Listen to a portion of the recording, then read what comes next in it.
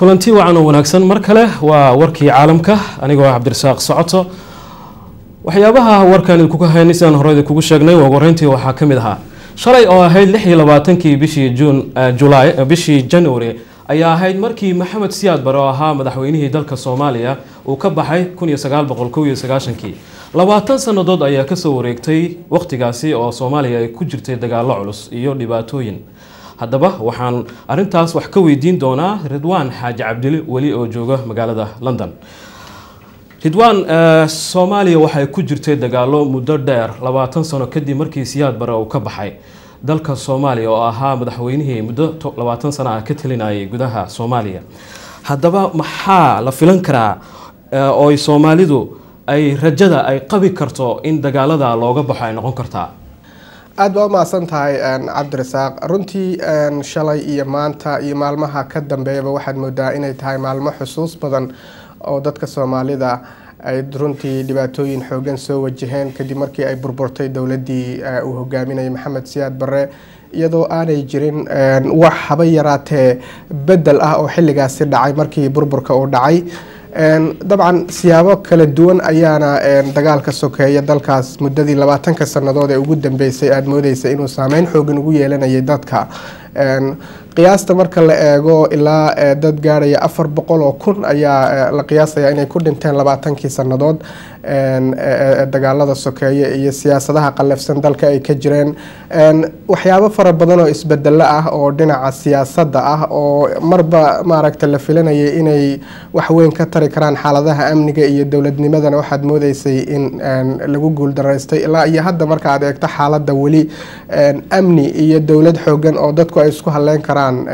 Soomaaliya kama jirto ciidamo ajnabi ah ayaa dalka jooga oo maaragtay doonaya inay dawladda ku meel gaarka dhinaca ammaanka ka caawiyaan dadka Soomaalida qiyaastii 500,000 ayaa xerooyin qaxooti oo dalalka dariska ku sugan barakacayaal gaaraya 1.3 milyan oo qof ayaa Soomaaliya gudaheeda ku sugan marka waxaad moodaa wali inaanay jirin runtii rajo xilligan la arki karo inkastoo isbedelada mararka qaarkood si lama filaan ay ku dhici karaan laakiin wax la taaban karo oo runtii hadda la oran karo dadka Soomaaliyeed dhibaatooyinkii inta badan ay 20kii sanadood waxay u muuqdaan waa laga gudbay way adag tahay runtii waxa hadda jira rabshado ka taagan wadamada Carabta oo dariska la ah dalka Soomaaliya arintaasi maxay isleedahay xaaladda Soomaaliya way usoo kordhin kartaa ama u dhimi kartaa والله طبعا فائدوين فربنا يا عالم كإسلام كي دنيا الإسلام كوجود جري كعدون كي ددوينها دالك تونسيا أي كردين مدحوينه زين العابدين مدة فرحة بدن دالكاس طبعا أي أركيين إنه كحكومة يهنان عن عدالة كل سنين مسوق ماسوق فربنا طبعا أي كردين laakiin dhinaca marka laga eego shaki kuma jira inay dadka Soomaalidu isweydiinayaan talow isbedeladan hadda dhacaya oo aad xataa moodo in dalalka kale sida Masar iyo Yemen iyo Algeria oo kale ay noqon karaan dalalka Tunisia runtii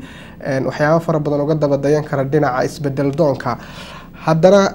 shacabka Soomaaliyeed waxaad moodaa maadaama ay yihiin shacab dhibaatooyin xoogan oo ku dhacay ama shacab aan dhisnayn marka laga hadlayo tusaale ahaan ururo midaysan oo shacab ah ma jiro dalka waxaad moodaa inay ka jiraan maamulo iyo deegaano iyo reero oo kale laakiin isbedel la mid ah midka Tunisia ma filayo in Soomaalida hadda wali ay u bisashay ama u dhici kara laakiin waxa laga yaabaa in uu dhaco isbedel ah 20 sanadood kadib yani Soomaalidu runtii arrimahan kuma jiri karaan dan aragti kale oo shaqayn karta oo lagu bedeli karo siyaasadaha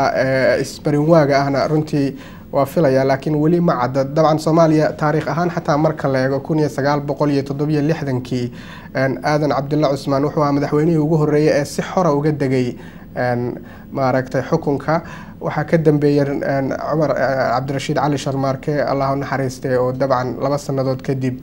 dil lagu dilay Maxamed Siyaad Barre 1991kii ayaa dalkii laga eriyay